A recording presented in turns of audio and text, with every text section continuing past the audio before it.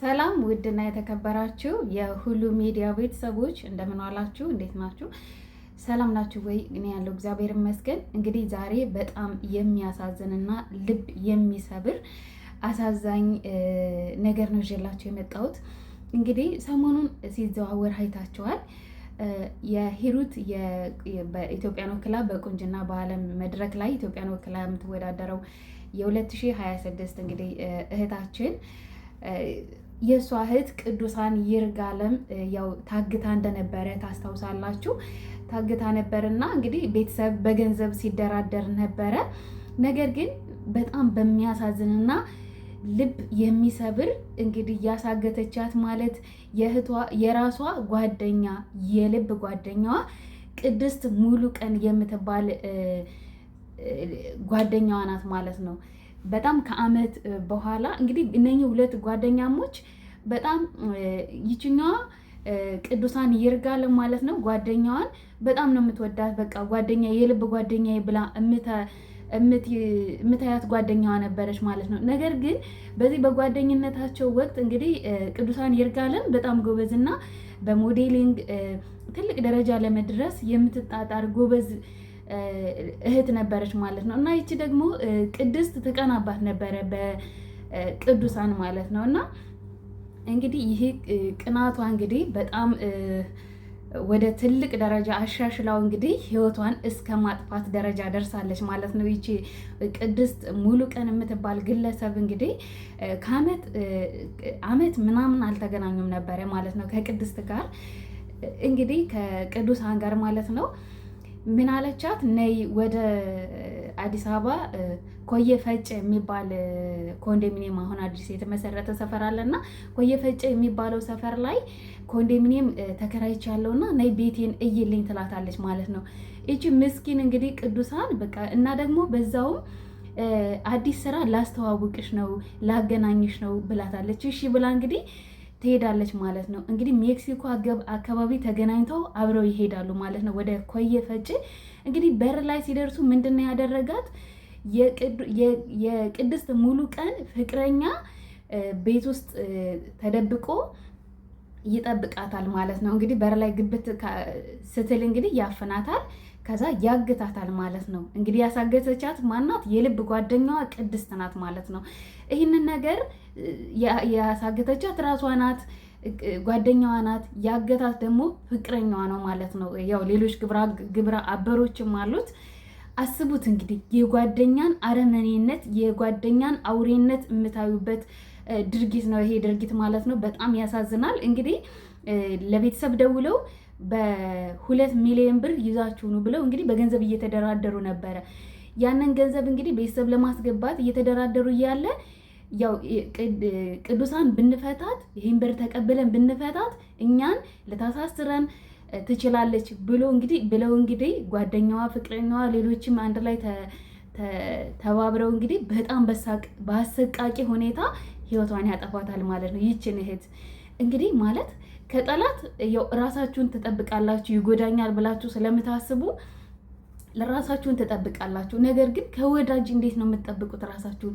እንግዲህ ጓደኛዬ ናት የራሴ ሰው ናት ብላ ነው እንግዲህ አምናት የሄደች ማለት ነው። በጣም ነው ልብ የሚሰብረው፣ ያማል የእውነት። አሁን እነኚህ አጋቾች በጣም ትልቅ እየሆኑ ነው፣ እየተስፋፉ ነው። ይሄን ነገር ማስቆም ለምን እንደማይቻል እኔ ምንም ሊገባኝ አልቻለም።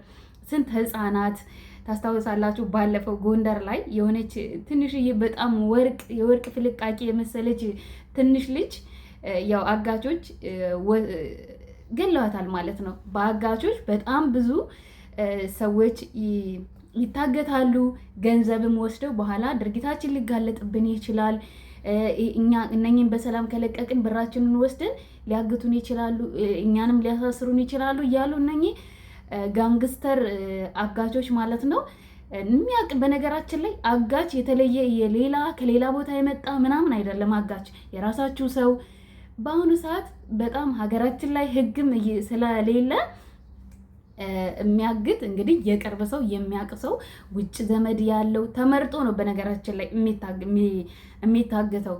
ባለስልጣናት ትልልቅ ባለስልጣናት ለራሱ እየታገቱ በሚሊዮን የሚቆጠር ብር እየከፈሉ እየወጡ ያለበት ሁኔታ ነው። ይህንን መንግስት የተባለው ለምን እንደማያየው ይታወቃል። በጣም አጋቾቹ የሚታወቁ ናቸው። መርጠው ነው የሚያግቱት። አግተውም ደግሞ ብሩን ከተቀበሉ በኋላ እንደዚህ በአሰቃቂ ሁኔታ ገለው ቱቦ ላይ ይጥላሉ፣ የተለያየ ቦታ ይጥላሉ። በጣም ያማል ማለት ነው። ለምንድን ነው ሀይ የማይባሉት? ለምንድን ነው ይህን ነገር የማያዳግም እርምጃ? አሁን እንግዲህ የእህታችን የሂሩት ይርጋለምን እህት ቅዱሳን ይርጋለምን እንግዲህ ሁለቱ አምነዋል ማለት ነው። ያው እንግዲህ ከዛ ያንን ኮንዶሚኒየም የተከራዩት ኮንዶሚኒየም ከዛ በማታ ለመቅበር አስበው ነበረ ማለት ነው። ይህንን እችን እህት በማታ ሊቀብሯት አስበው ነበር፣ አልቻሉም። እንግዲህ እዛ ፖሊስ ሲይዛቸው አንዱ አዳማ ናዝሪት አዳማ ተያዘ። አንደኛው ዋናው የቅድስት ፍቅረኛ ማለት ነው። ሌላው ደግሞ እዛው እንግዲህ ሬሳውን ያስቀመጡበት ቦታ እዛው ሌላ ኮንዶሚኒየም ተከራይተው ይህንን ድርጊት የሚፈጽሙበት በስነስርዓት ቤት ተከራይተው ነው እንግዲህ ይህን ነገር የሚፈጽሙት። አሁን እንግዲህ ይሄ ነገር የሚደረገው በሚታወቅ ሰው እውነት አንዳንድ ማለት ነው አንዳንድ በራስ በሚታወቅ እንግዲህ ያለው ነገር በጣም አሁን ሀገራችን ላይ የሚደረገው ነገር በጣም ከባድ ነው ማለት ነው። የራሳችሁ ዘመድም ሊሆን ይችላል ሊያሳግታችሁ የሚችል ለምን ከዛ ጋራ ያው ዘመዱ አይታወቅም እዛው ላይ በሌላ በኩል ሊያሳግታችሁ ይችላል ማለት ነው። በጣም ከባድ ነው። እነኝን አጋቾች ለምንድን ነው ግን የሆነ የማያዳግም እርምጃ ማንም ይፈራሉ ማለት ነው። ይህንን ነገር ሲያደርጉ ትልቅ እርምጃ ቢወሰድባቸው ሌላውም በዚህ ተግባር የተሰማሩት ሰዎች ይፈራሉ፣ ያቆማሉ። ነገር ግን ማንም ሀይባ የለም። ሰው እንደፈለገ መንቀሳቀስ አይችልም። ከውጭ መጣ የተባለ በተለይማ ከተለያየ ሀገር የመጣ ቤተሰብ ያለው አሁን አባቶችን፣ እናቶችን፣ ህፃናት ልጆችን የሚታገተው ውጭ ሀገር ዘመድ ካለ መክፈል ይችላሉ፣ ማድረግ ይችላሉ ይባላል፣ ይመረጣል፣ ይጠናል። ከዛ ማገት ነው። ወይ ህፃን ልጅ ሊሆን ይችላል፣ ወይ አባት ሊሆን ይችላል፣ ወይ እናት ሊሆን ይችላል። በቃ አንዱን ያግታሉ። 2 ሚሊዮን ብር ክፈሉ፣ 1 ሚሊዮን ብር ክፈሉ። ካልሆነ ደግሞ እድል ከቀናችሁ ነው ለዛውም ያንን ብር ከፍላችሁ የሚለቁት ማለት ነው። ካልሆነ ልክ እንደ የእህታችን ቅዱሳን የደረሰው እጣ ይደርሳል ማለት ነው። ብሩንም ተቀብለው ህይወታቸውንም አጥፍተው ስንት እንደዚህ። አሁን ይቺ እህታችን ቅዱሳን ታዋቂ ስለሆነች ስለምትታወቅ ነው ማለት ነው እንደዚህ በአደባባይ የወጣው።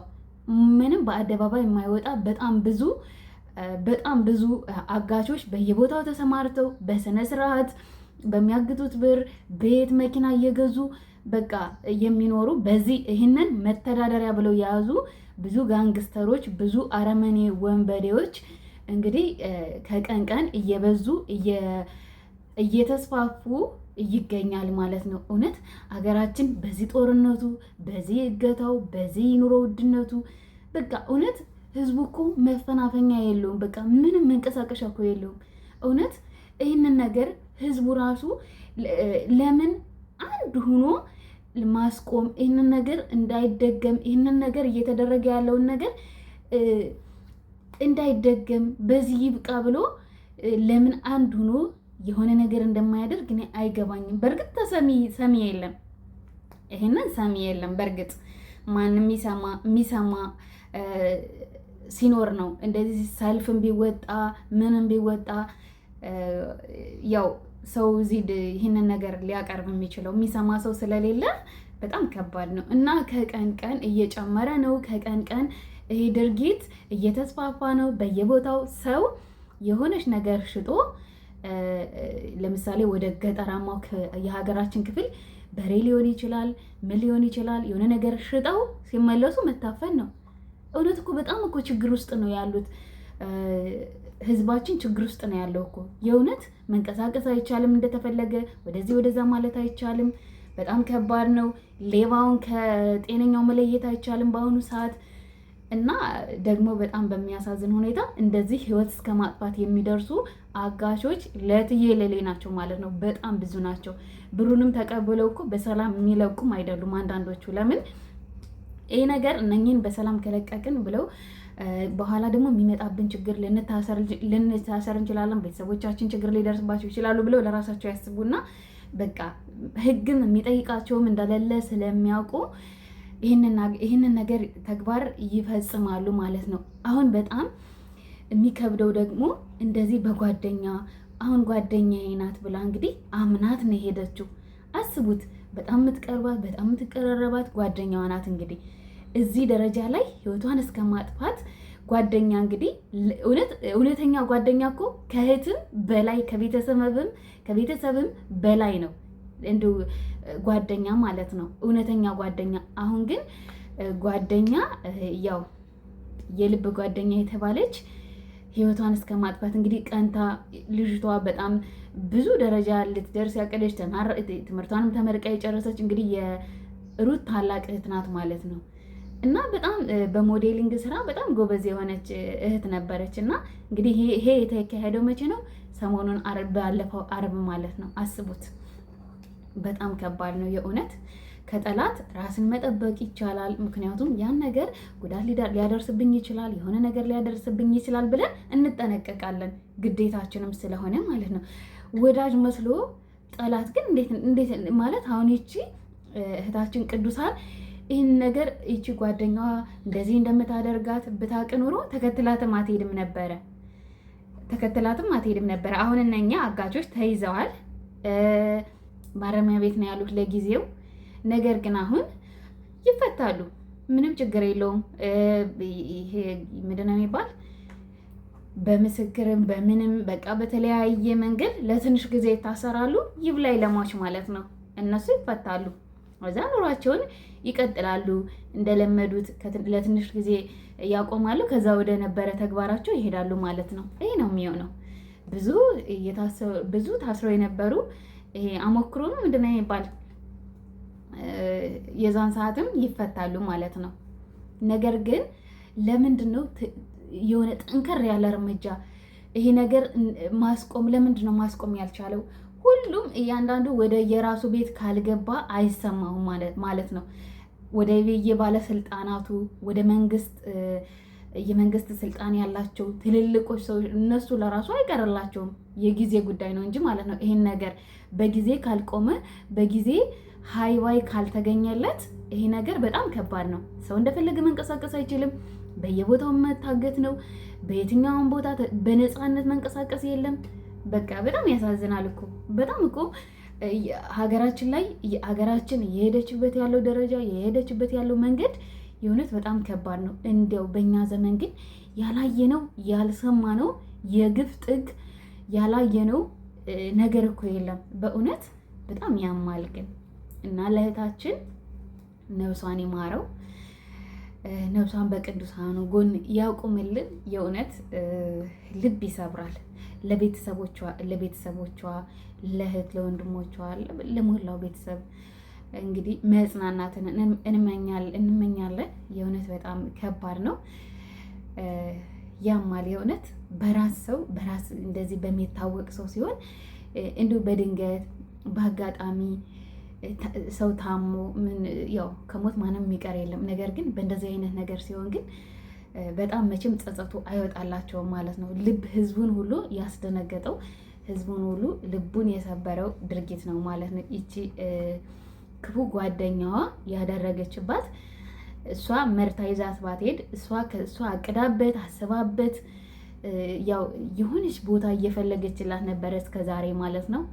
እና ያው ክፉ ቀን ያው ይህንን ሰይጣናዊ ተግባሯን ያው ፈጸመች ማለት ነው። በጣም ያሳዝናል። ግን ቅናት እዩት ከምን ደረጃ እንደሚያደርስ ማለት ነው። በጣም ከባድ ነው። ጓደኛ በእርግጥ ሰው ጨዋ አይደለም፣ አይቀመስም። ጸባዩ ሊታወቅ አይቻልም፣ በምንም ማወቅ አይቻልም። ይከብዳል እንግዲህ ጓደኛ እንግዲህ በተለያየ ምክንያት ጓደኝነት ይፈጠራል። በአጋጣሚም ተገናኝቶ አብሮ አደግም በተለያየ አጋጣሚ ነው እንግዲህ ጓደኛ የሚኮነው ጓደኛ የሚፈጠረው እና በጣም ከባድ ነው። ብቻ ከእንደዚህ አይነት ነገር እግዚአብሔር አምላክ ይጠብቀን። እንዲህ አይነት ክፉ ሰዎችን ደግሞ ከኛ ያርቅልን። የእውነት ለእህታችን ነፍሷን በአጸደ ገነት ያኖርልን። በጣም ከባድ ነው የእውነት። እኔ በጣም ነው ያሳዘነችኝ። እግዚአብሔር ነፍሷን ይማረው። ሰላም ዋሉ።